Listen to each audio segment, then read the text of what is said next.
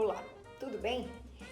Hoje nós vamos te ensinar como é que algumas atitudes, como é que alguns gestos que nós fazemos hoje, como é que eles surgiram. Sim, porque em algum momento da história esses gestos apareceram, não é? A história não começa quando você entra nela. Então hoje nós vamos falar justamente sobre isso para você entender por que hoje você faz determinadas coisas, como é que elas apareceram na vida da gente. Primeiro gesto que eu vou te ensinar é o aperto de mão.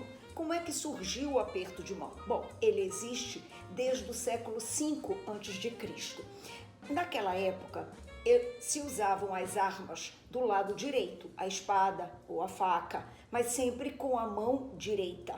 Quando você ia falar com alguma pessoa e que você cumprimentava estendendo a mão direita, passava para aquela pessoa a impressão de que você não iria atacá-la. Aquilo era visto como um gesto de boa vontade, de boa fé. Então foi assim que surgiu o aperto de mão. Muito interessante, não é verdade? A gente aprende desde criança que não se coloca os cotovelos em cima da mesa. Sabe por quê? Antigamente, as mesas não eram firmes como as nossas mesas de hoje em dia. Então, se alguém colocasse o cotovelo, ou seja, se apoiasse na mesa, como elas não eram muito firmes, corria o risco de tudo aquilo virar em cima da pessoa. Lembra sempre que eu já ensinei para vocês, que é sempre, às vezes e nunca. Ou seja, jamais os cotovelos em cima da mesa, muito embora hoje as nossas mesas sejam muito mais firmes do que as de antigamente. Mas é bem interessante essa história, hein? O brinde, ele vem desde a época da Idade Média. As taças eram umas taças pesadas, feitas de metal, feitas de prata. E os reis viviam correndo o risco de serem envenenados. Então, o que eles faziam? Eles batiam as taças ao cumprimentar com a mão direita. Mais uma vez, se você estava usando a mão direita para cumprimentar, para brindar, isso quer dizer que você não ia atacar a outra pessoa. Então, ao brindar, eles batiam as taças com bastante força. Por quê?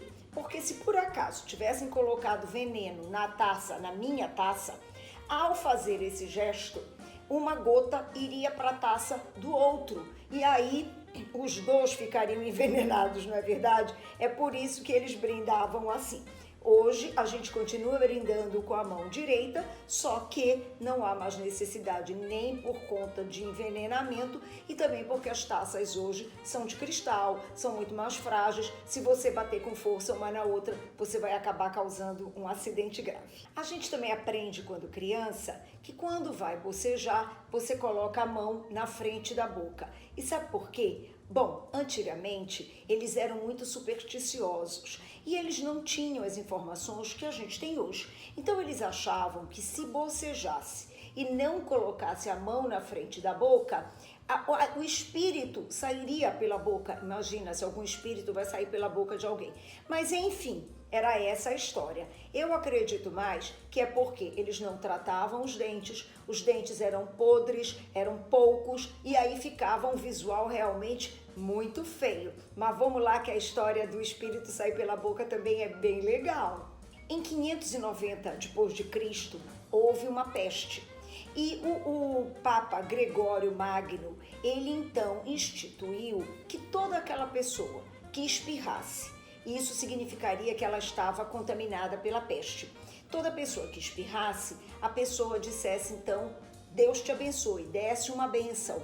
Foi aí que surgiu o tal do God bless you, que o americano, que o inglês e outros povos usam tanto. Aqui no Brasil, quando uma pessoa espirra, a gente costuma dizer Deus te abençoe, ou então santinho, quando é criança, não é verdade? Acho que a história do God bless you é bem interessante, não é verdade? Então, gostou do nosso conteúdo? Compartilha, assina o nosso canal. Semana que vem tem mais novidades sobre etiqueta para você, tá bom?